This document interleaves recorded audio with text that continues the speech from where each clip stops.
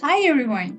I'm Anna Paula, an instructional designer at eduNEXT, and today I'm super excited to give you a first look at Teak, but with an edX twist. This is our demo instance, and I'll be sharing my honest reaction as someone who actively uses the platform. So the first thing that I noticed is the new design for the content libraries. As you can see, it's much cleaner, and it helps us to navigate between the different contents that we have here much easier.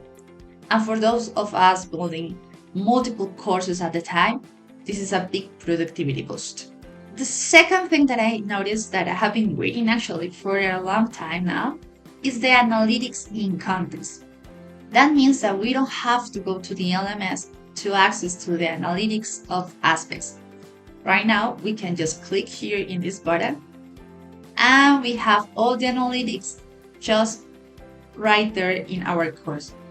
And this is so much better because we can now access to the content and navigate through what we need to change in our courses, just seeing what are the results of our learners.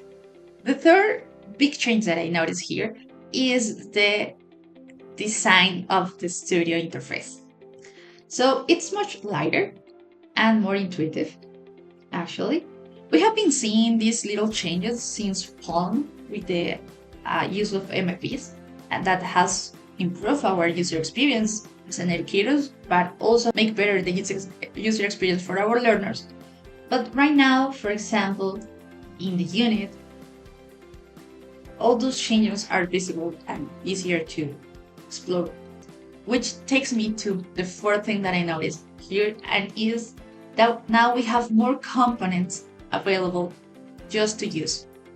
So in this case, for example, if I click in advanced, I will find that I have certain types of XBlocks that are pre-default installed in my instance.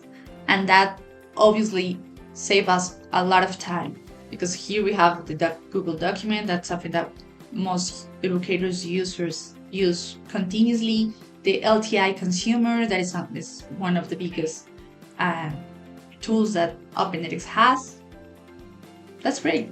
And finally, there are some new features that are not that easy to see as design tokens.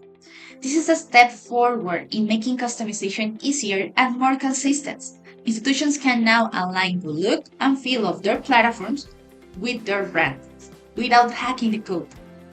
And in this particular case, we as edX had the opportunity to collaborate with other members of the community to develop that functionality. And well, that was my first look at Teak with the edX flavor. So I would love to hear what you think, and if you want to explore hosting or implementing Teak with us, just check our website. So see you next time.